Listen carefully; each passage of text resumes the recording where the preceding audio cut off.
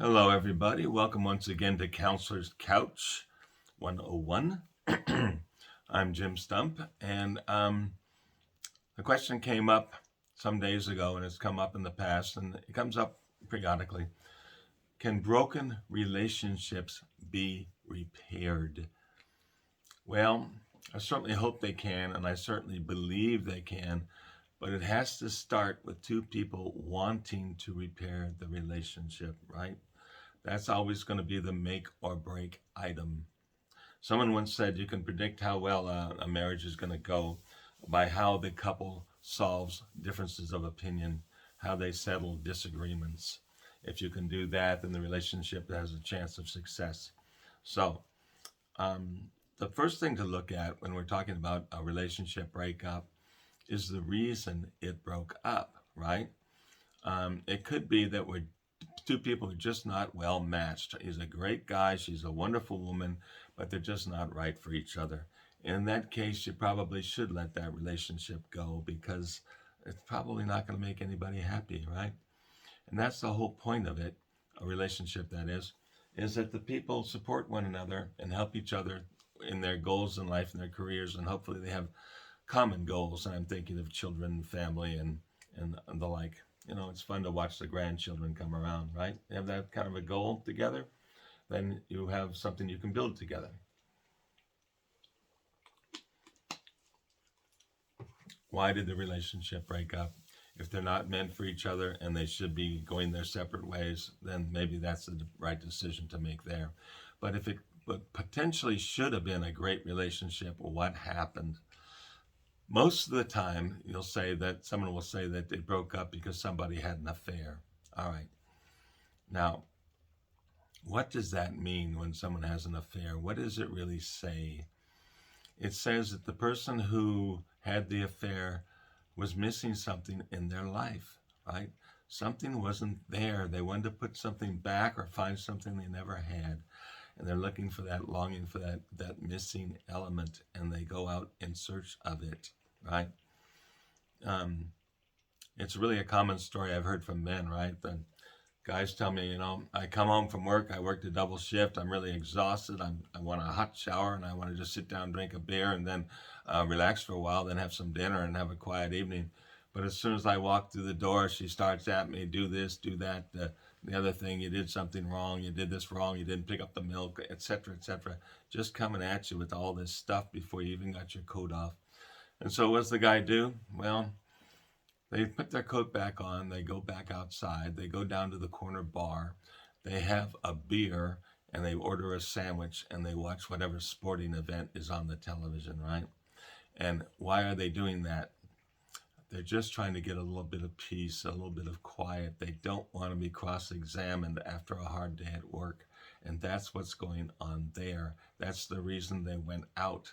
It's not because they were looking for anything else particular, like another female. Um, they were just wanting some peace and quiet. And so what happens? The guy gets his beer, he's waiting for his sandwich, and the barmaid says to him, "Rough day, huh?" And they start chatting.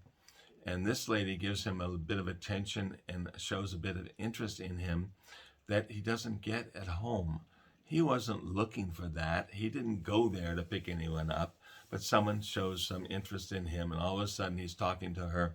And then more and more, he'll go down there to get that positive reinforcement of who he is, of his personhood. It helps his self esteem that someone will talk to him in a friendly way, right? And if anything is going to transpire out of that, that's where it starts and that's what causes it. And oftentimes, men will get involved in something like that and immediately recognize that that's not what they wanted and that's not what they want to do, and they end it quickly, right? And then that sort of a thing. Should the wife have a right to scream and holler and threaten divorce court and take all his money, et cetera, et cetera?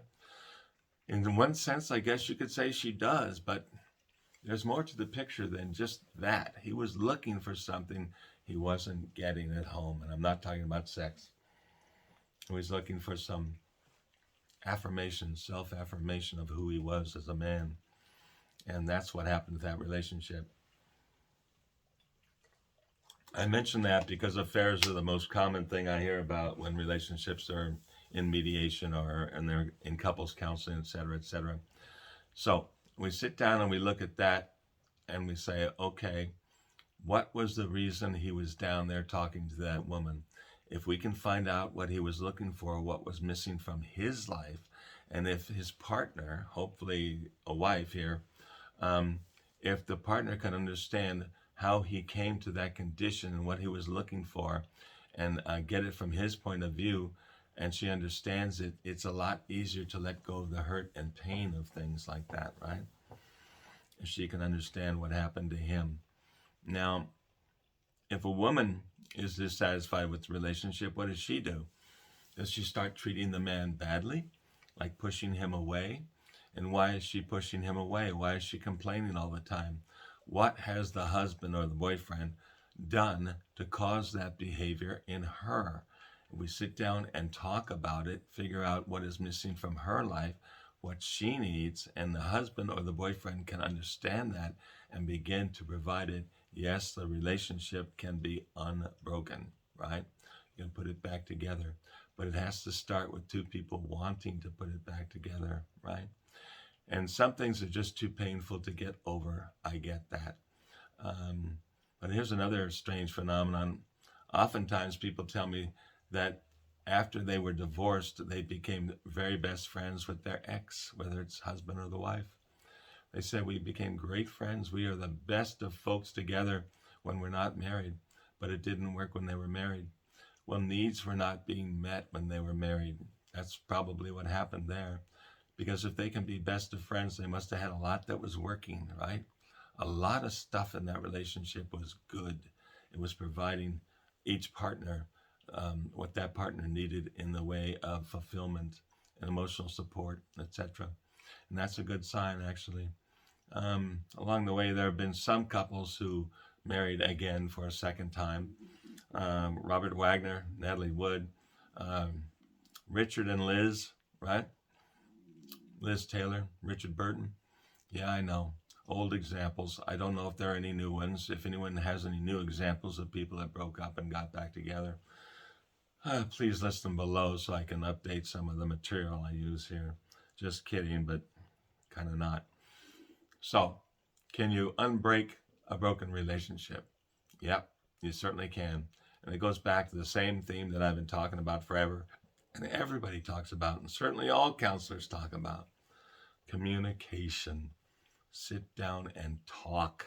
And if it's hard to do alone, then yeah, maybe you want to go sit with the couples counselor, because the couples counselor, if they're good, can create a safe environment and set up a list of ground rules that you're going to follow, and so that the communication can unfold in a healthy way, in a productive way, and over time. We don't rush these things.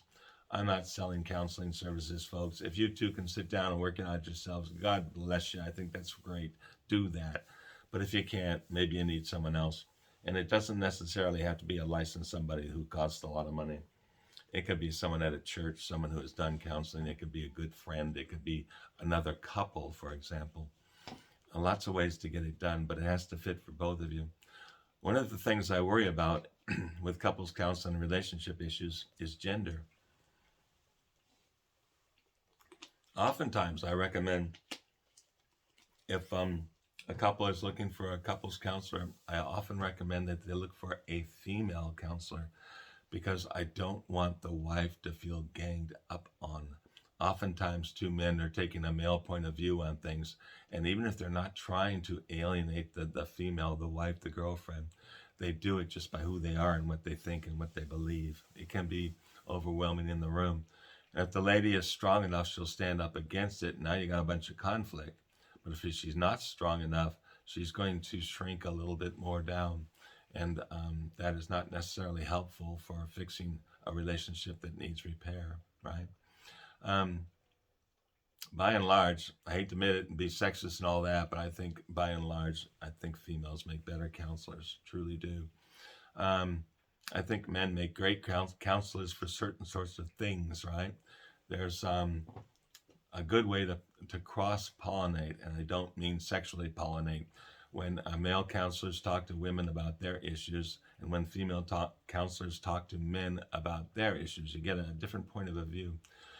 What I was going to say earlier is like sometimes with couples counseling or with groups, I like to go in with a female co-counselor to get the opposite point of view on issues that come up, right? You get a good balance. When I see the male's point of view, you see the female's point of view. The male counselor can understand what the guy is saying.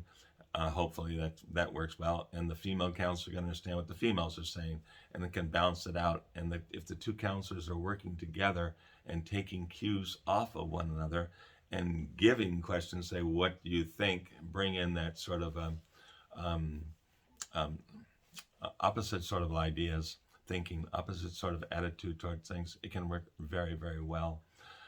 It's been a long time since I've seen a team of couple counselors work with couples one-on-one.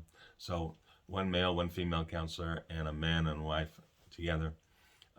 It has to do with finances, I guess. It just doesn't make a lot of money to spend all that time with one couple, unless, of course, they have the wherewithal to make it worth your while, which is unfortunate, but it just seems to be true.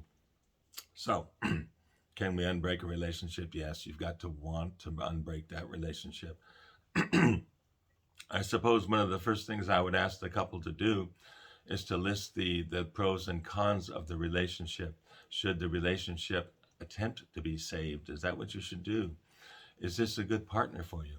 Start there. And if you say, yes, I mean, I love this guy, but we just can't seem to get along, well, we can fix that. We can help you make it get along, help you allow it get along, right? But if the relationship really shouldn't have been, then you should probably know that too before you try to start to fix something that isn't going to be fixed, right? Oftentimes rather, I hear people tell me that they got married too young, too early. Would they have married the same person had they waited? I suspect they wouldn't, because they married that person when they were in a particular state of mind, a particular emotional state, a particular attitude about life. And then after having more experience in the world and like that, we change, we grow. We might not pick the same person if we had it to do over again after we became more of the person that we were going to eventually turn into, to become. So, can you fix a broken relationship? If it's a good relationship, at the heart of it, absolutely yes. We're going to sit down and talk about it. And a lot of it has to do with communication styles. People can drive their partners away with the way they talk to them. That's why I like to tell people, if you can, remember verbatim all the words that were spoken, and let's dissect it, analyze it, and see where that conversation went off the rails. You know, it's really true that they say that both people contribute to a problem. So we look at it and somebody comes at somebody with a bad attitude, and that person responds with a even worse attitude. And now this thing's escalating and you got a problem. But if you change the way you respond, if someone's throwing fire at you and you don't throw gas on it, you can bring down the level of that difference of opinion. If one person won't stop, then we have to figure out different ways to do that, to bring down the escalation, right? And it can be done, right? We learn some techniques, we learn some ways to communicate, and we can improve relationships just by doing that. So, if the relationship is worth saving, absolutely, it can be saved. Both partners want it. If it's not a relationship that you probably should carry on, maybe you shouldn't try to save it. Can you unbreak a broken relationship? What do you think? Please send me your long emails. I really like those. Leave a comment down below. And thank you for sharing your ideas. We all learned from sharing our experiences with one another. Thanks for stopping by. I look forward to speaking with you next time.